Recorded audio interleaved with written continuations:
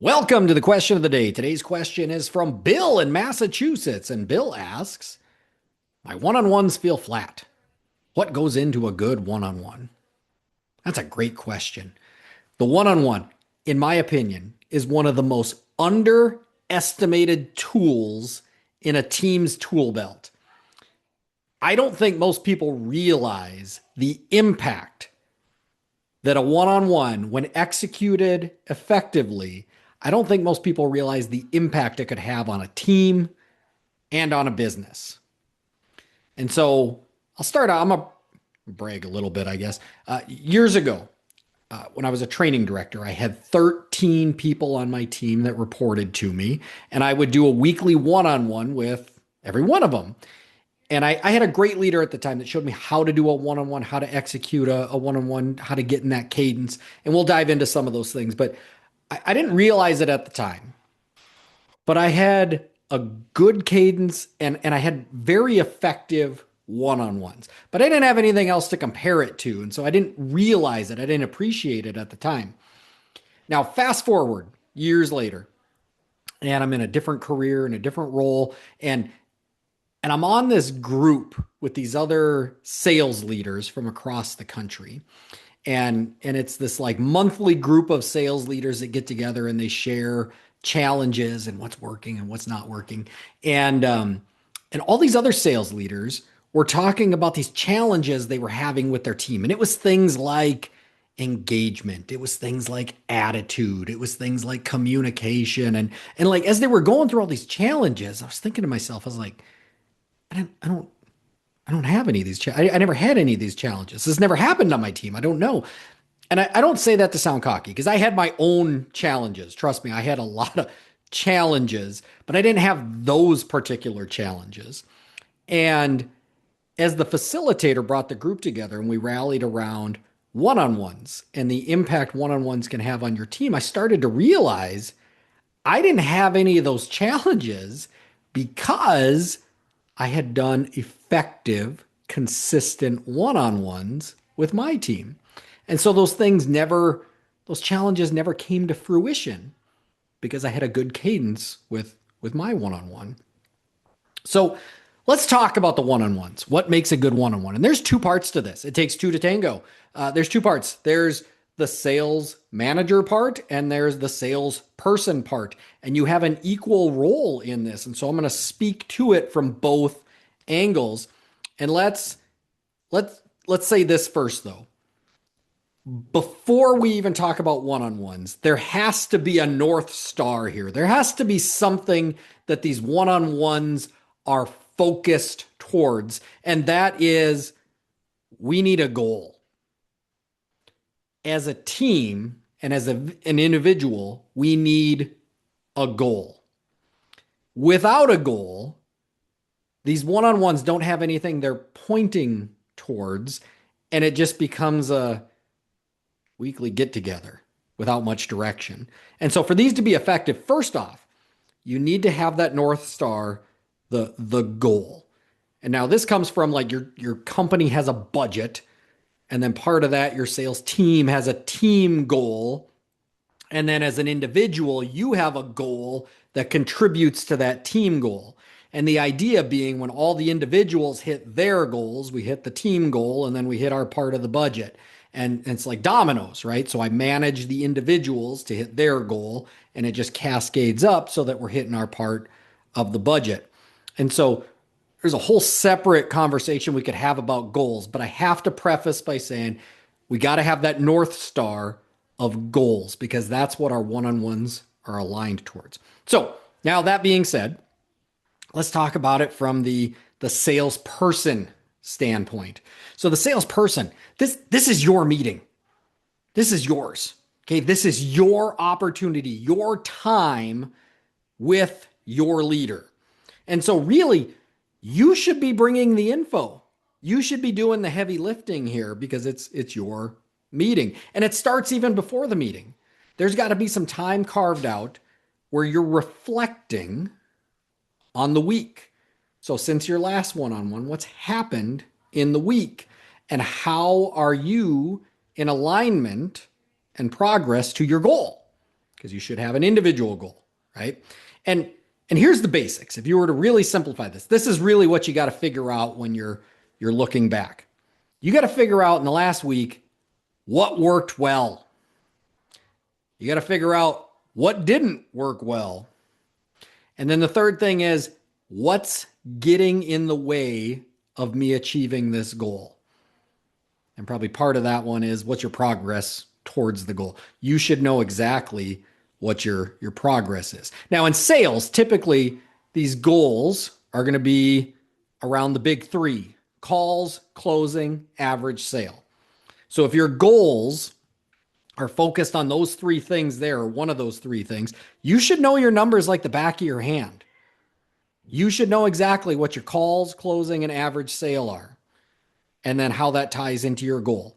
But the gist is, in the last week, you come prepared to speak to what worked well, what didn't work well, and what's getting in the way of you hitting that goal, and what's your progress towards that goal. That's what you're bringing to the meeting. Now, let's shift to the other side, the sales leader. Now, the sales leader, your job is to facilitate this. You're not bringing the content. You don't need to prepare an outline. Your job is just to facilitate it, to have that open door, to listen to your employee.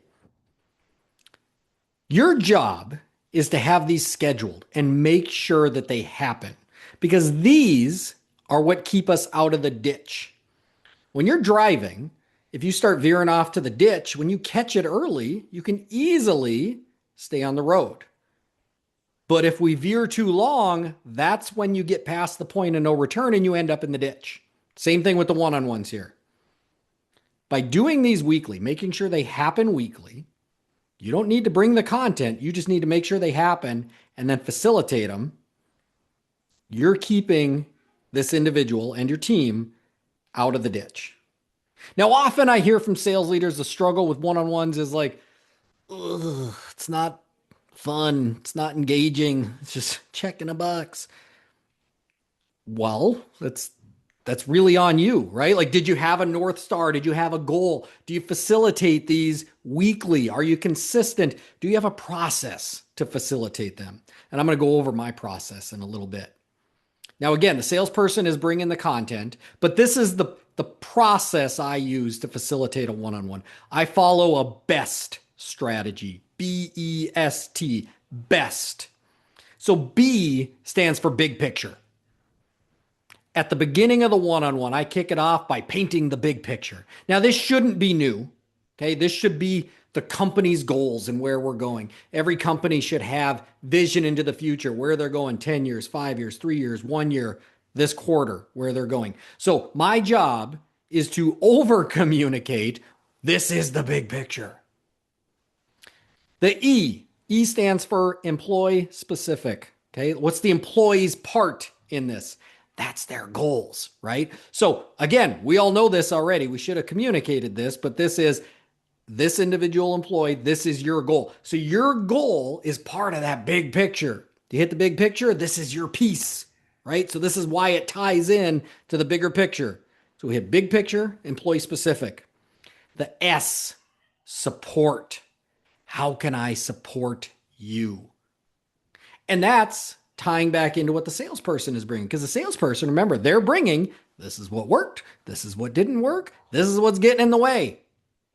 That stuff that's getting in the way, support them. How can you jump in and knock down hurdles so that they can achieve their goal? That's the support.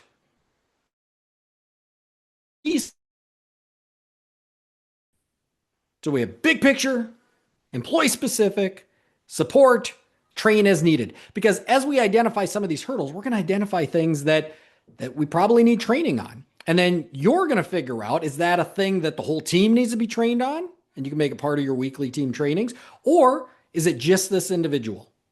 And so then you're going to carve out some one-on-one time to train them, to show them what success looks like, to do it together so that they can go in and adopt that into the field then and do it on their own. So that's the cadence I'm following.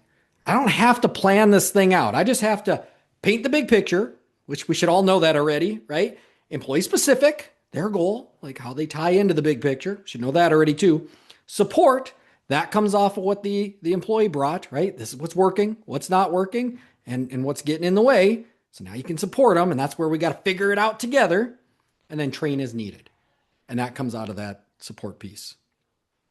So if the salesperson is bringing that and the sales leader is following that cadence, this is going to create communication on your team. This is going to keep you out of the ditch. This is going to improve performance. This is going to get us achieving goals. It's going to increase morale, buy it. Like, it's a win-win-win when we can execute these one-on-ones properly.